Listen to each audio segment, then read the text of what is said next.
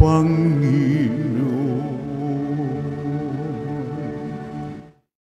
Sa ngalan ng Ama at ng Anak at ng Espiritu Santo. Amen. Ang pagpapala ng ating Panginoong Hesukristo, ang pag-ibig ng Diyos Ama, at ang makikipagkaisa ng Espiritu Santo, naway sumainyong lahat. At sumaiyo rin. Mga kapatid, tinipon tayo bilang mga kaanib na angkan ng Diyos, kaya dumulog tayo sa maawaing Panginoong nagpapatawad ng lubos. Sinugong tagapagpagaling sa mga nagsisisi, Panginoon, kaawaan mo kami. Panginoon, kaawaan mo kami. Dumating na tagapaganyayang mga makasalanay magsisi, Kristo, kaawaan mo kami. Kristo, kaawaan mo kami. Nahaluklok ka sa kanan ng Diyos Ama para ipamagitan kami. Panginoon, kaawaan mo kami. Panginoon, kaawaan mo kami. Kaawaan tayo na makapangyarihang Diyos, patawarin tayo sa ating mga kasalanan at patnubayan tayo sa buhay na walang hanggan. Amen. Manalangin tayo. Ama naming makapangyarihan, ihanda mong lubos ang aming kalooban upang sa pagdating ng iyong anak, kami ay matagpuan na karapat-dapat makasalo sa masaganang hapag ng buhay. Sa kanyang pagdudulot ng pagkaing banal, kami naway maging mapalad na sa kanya makapakinabang, sapagkat siya ang naglilingkod at namamagitan kasama ng Espiritu Santo magpasawalang hanggan. Amen. Umupo ang lahat.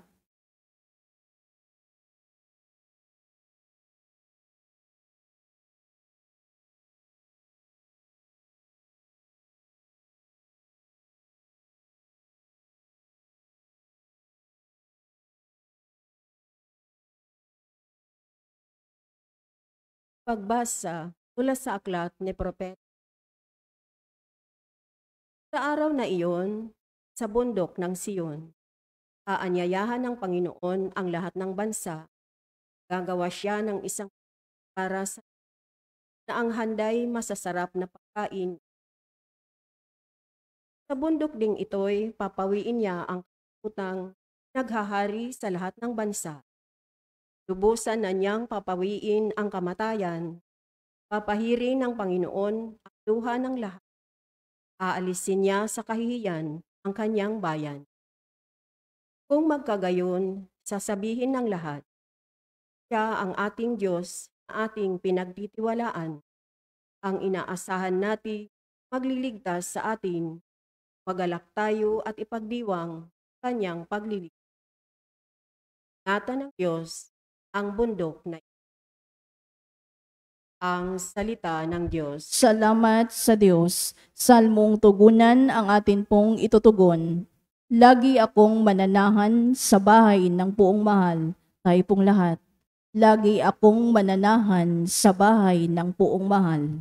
Panginooy aking pastol, hindi ako magkukulang. Ako'y pinahihimlay sa mainam na pastulan. At inaakay niya ako sa tahimik na batisan. Binibigyan niya ako ngayong bagong kalakas. Lagi akong mananahan sa bahay ng puong mahal. At sang-ayon sa pangako na kanyang binitiwan, sa matuwid na landase, doon ako inaakay. Kahit na ang daang iyo'y tumatahak sa karimlan, hindi ako matatakot pagkat ika'y kaagapay.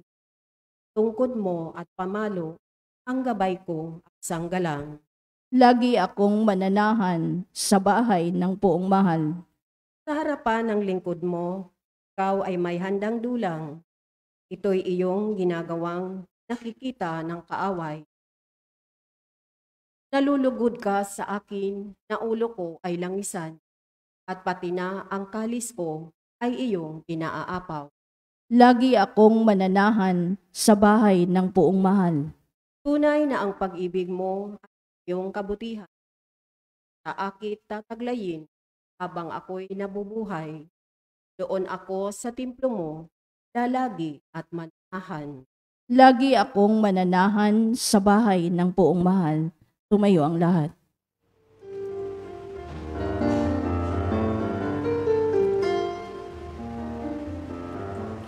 Hallelujah, hallelujah, hallelujah. Hallelujah, hallelujah, hallelujah, hallelujah, hallelujah.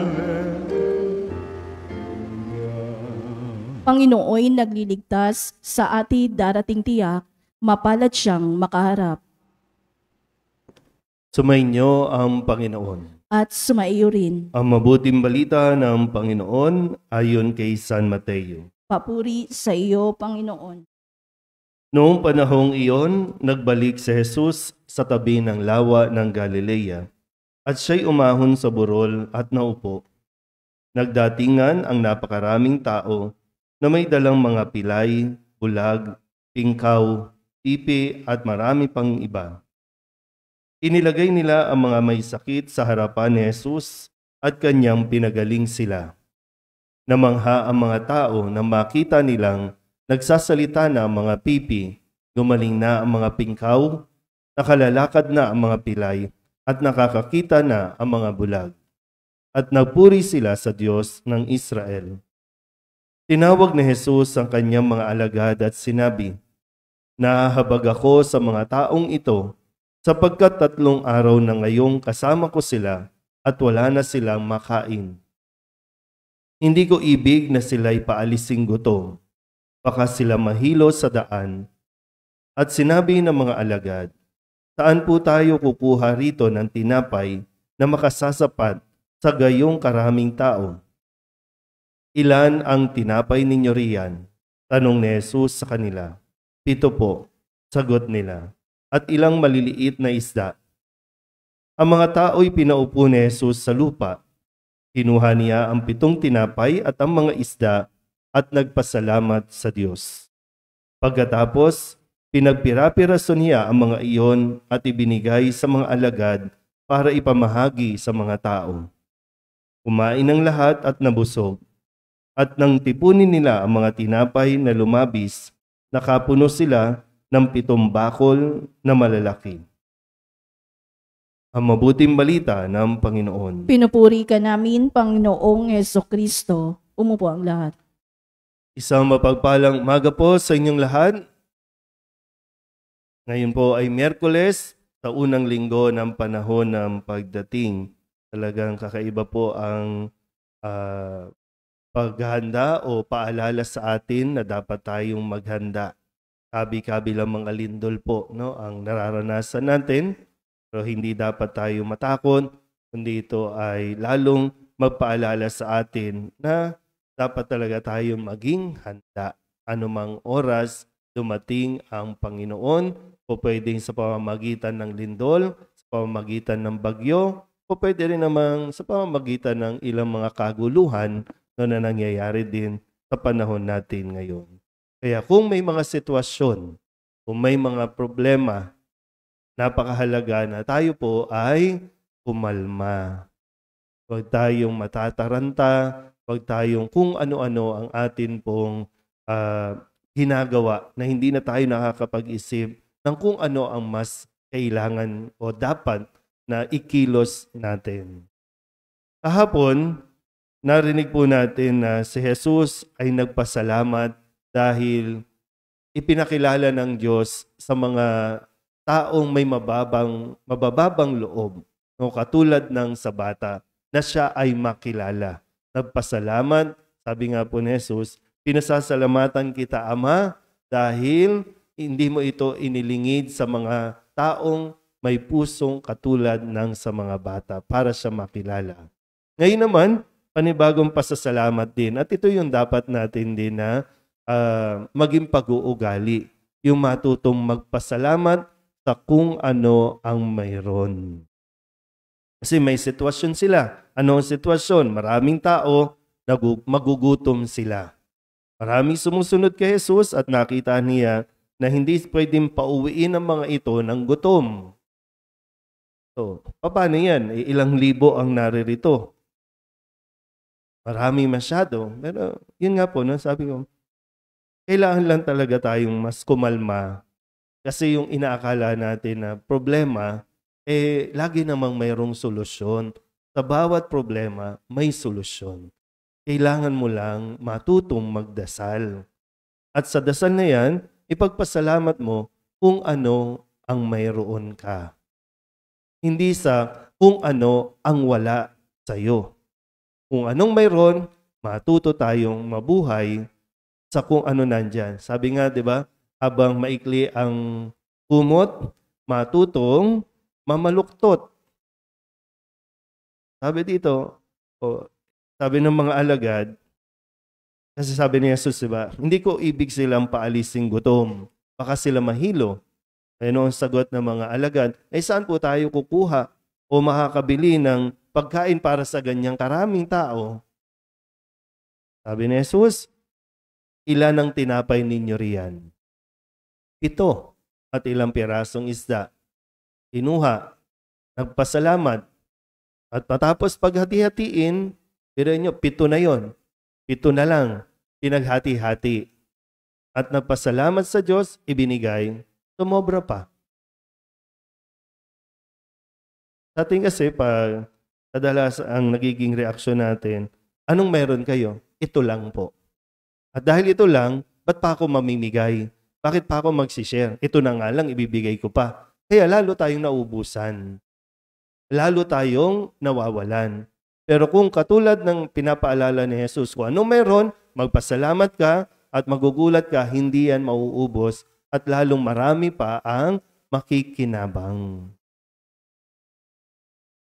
Ngayon, magpapasko. Sasabihin natin, magpapasko.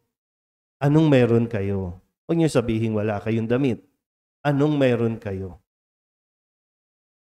Wala lang po pwedeng sabihin bago, pero meron kayo. Meron tayo. Pagkain, anong meron kayo? Araw-araw naman kumakain kayo. Araw-araw kumakain tayo, araw-araw may pagkain tayo. Bakit namumblema tayo sa kung anong Noche Buena o kung ano pang iahanda sa araw na yan? Anong meron kayo? Matuto tayong magpasalamat sa kung ano ang ibinigay ng Diyos sa atin. Para mas maging maayos, mas maging maaliwalas, hindi yung magpapasko, namumblema tayo kasi wala tayo nito, wala tayo noon. Ano ang mayroon kayo? At yun sana maimulat natin sa kaisipan ng mga bata, ng inyong mga anak. Hindi kinakailangan ng bago, hindi kinakailangan ng makisabay, makiuso. Kasi sa buong taon, nasusurvive natin ang bawat araw. Hindi mo man namamalayan, hindi mo man napapansin, pero maraming biyaya na ipinagkakaloob ang Diyos sa. Mas matuto tayong magbahagi kaysa ang isipin ang para sa sarili. Amen?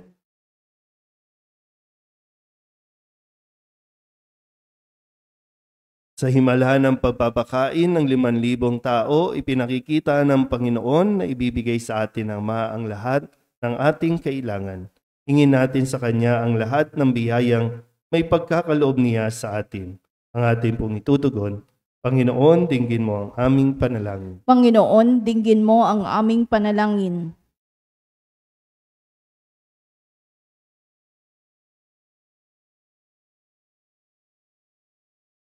Ang mga paring nag-aakay sa atin, naway patuloy tayong busugin ng espiritual na pagkain nagmumula sa hapag ng Panginoon. Manalangin tayo sa Panginoon. Panginoon, dinggin mo ang aming panalangin. Ang mga pinuno ng pamahalaan, naway makahanap ng mga paraan upang matugunan ang mga pangangailangan ng mahihirap nating kapatid.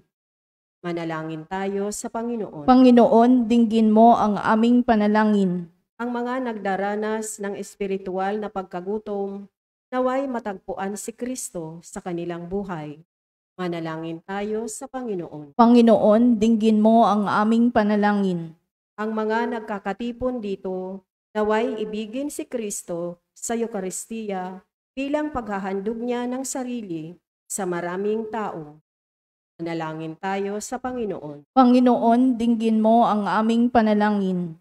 Ang lahat ng yumao, naway makasalo sa piging sa kaharian ng Diyos. Manalangin tayo sa Panginoon. Panginoon, dinggin mo ang aming panalangin. Dulog din natin sa Panginoon ang ating mga personal na kahilingan at mga panalangin para sa ating pamilya, tama mga kahilingan, mga nanonood sa lahat ng mga misang pasasalamat, special na intensyon, mga agarang paggaling ng mga may sakit, ang lahat ng mga kaluluwa na inihiling na ipagdasal.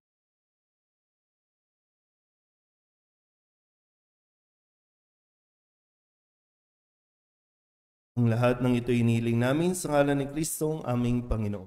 Amen. Umupo ang lahat. Narito ang aming alay, ang alak at tinapay, sa gisag ng bunga ng aming pagpapagal, handog ng bayan mong mahal.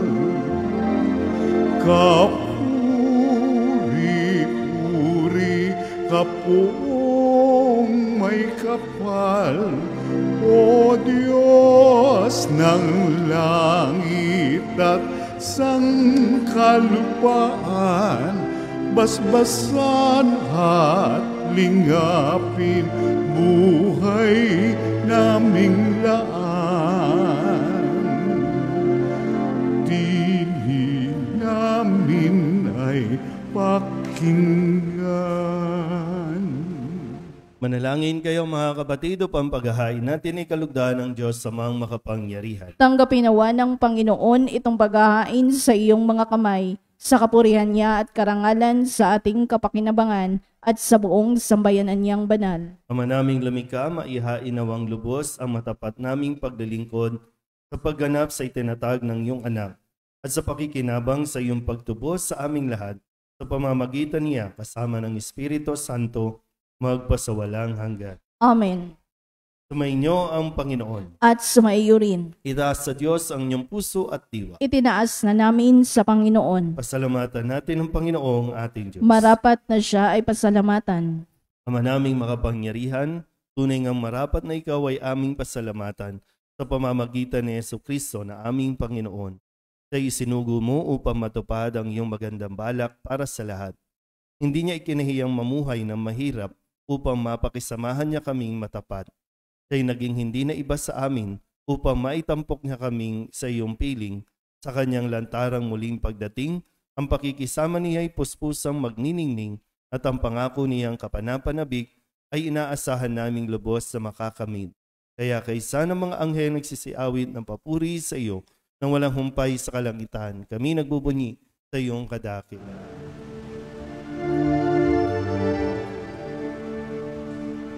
Santo, Santo, Santo, Panginoong Diyos na makapangyarihan, napupuno ang langit at lupa ng kalwalhatian mo. Hosana sa kaitaasan, pinagpalang na paririto sa ngalan ng Panginoon. Hosana sa kaitaasan.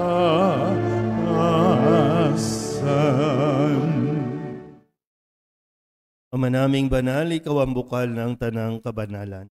Kaya't sa pamamagitan ng iyong Espiritu, gawin mong banal ang kaloob na ito upang para sa aming maging katawan at dugo ng aming Panginoong Jesucristo.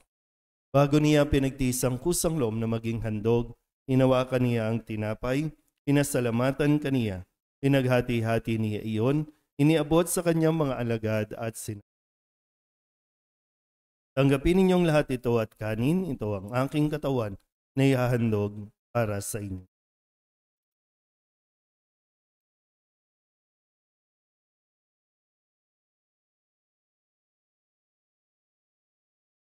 Kaya hindi naman nung matapos ang hapunan, hinawakan niya ang kalis, muli kaniyang pinasalamatan.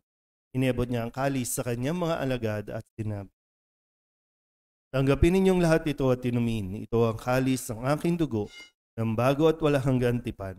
Ang aking dugo na ibubuhos para sa inyo at para sa lahat, sa pagpapatawad ng mga kasalanan.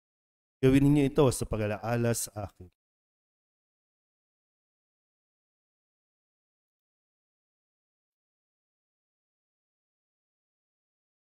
Ipagbunyi natin ang misteryo ng pananampalataya. Si Kristo'y namatay, si Kristo'y nabuhay, si Kristo'y babalik sa wakas ng panahon. Ang mga ginagawa namin ngayon ang pag-alaala sa pagkamatay at muling pagkabuhay ng iyong anak, kaya tiniaalay namin sa iyo ang tinapay na nagbibigay buhay at ang kalis na nagkakaloob ng kaligtasan. May napapasalamat dahil kami iyong minarapan na tumayo sa harap mo para maglingkod sa iyo. Sinasamo namin kami magsasalo-salo sa katawan at dugo ni Kristo ay mabuklod sa pagkakaisa sa pamamagitan ng Espiritu Santo. Amalingapin mo ang iyong simbahang laganap sa buong daigdig. Puspusin mo kami sa pag-ibig kay San Francisco na aming Papa at ni Jose na aming Obispo at ng Tanang Kaparian. Alalahanin mo rin ang mga kapatid naming nahimlay na may pag-asang sila'y muling mabubuhay, gayon din ang lahat ng mga pumanaw. Kawaan mo sila at patuloyin sa iyong kaliwanagan. Kawaan mo at pagintapatin kaming lahat na makasalo sa iyong buhay na walang wakas. Kaysa ng mahal na Birhen Maria na ina ng Diyos, ng kabiyak ng puso niyang si San Jose, kaysa ng mga apostol at ng lahat ng mga banal na namuhay dito sa daigdig na kalugod-lugod sa iyo, may pagdiwang nawa namin ang papupuri sa kararangal mo sa pamamagitan ng iyong anak, aming Panginoong Hesus. Sa pamamagitan ni Kristo, kasama niya at sa Kanya, ang lahat ng parangal at papuri ay sa iyo, Diyos amang makapangyarihan, kasama ng Espiritu Santo, magpasawalang hanggan. Amen. Amen. Amen. Sa tagubilin ng mga nakagagaling na utos sa turo ni Jesus sa Panginoon natin at Diyos, ipahayag natin ang lakas. Ama namin, Sumasalangit ka, sambahin ang ngalan mo, mapasa amin ang kaharian mo, sundin ang loob mo dito sa lupa para nan sa langit. Bigyan mo kami ngayon ng aming kakanin sa araw-araw, at patawarin mo kami sa aming mga sala, para ng pagpapatawad namin sa nagkakasala sa amin, at huwag mo kaming ipahintulot sa tukso, at iadya mo kami sa lahat ng masama.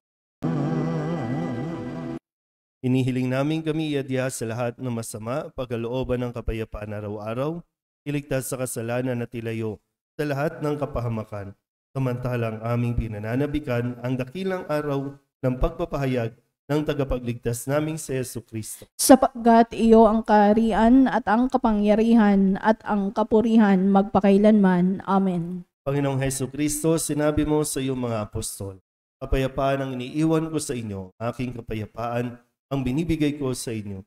Tunghayan mo ang aming pananampalataya at huwag ang aming mga pagkakasala. Pagkalooban mo kami ng kapayapaan at pagkakaisa ayon sa iyong kalooban, kasama ng Espiritu Santo, magpasawalang hanggan. Amen. Ang kapayapaan ng Panginoon ay laging sumayo. At sumaiyo rin. Mabigayan po tayo ng kapayapaan sa isa't isa.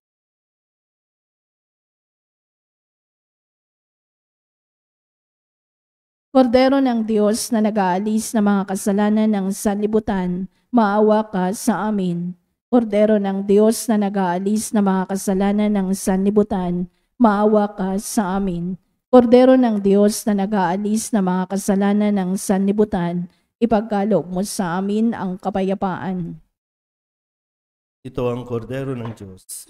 Ito ang nag-aalis ng kasalanan ng sanlibutan.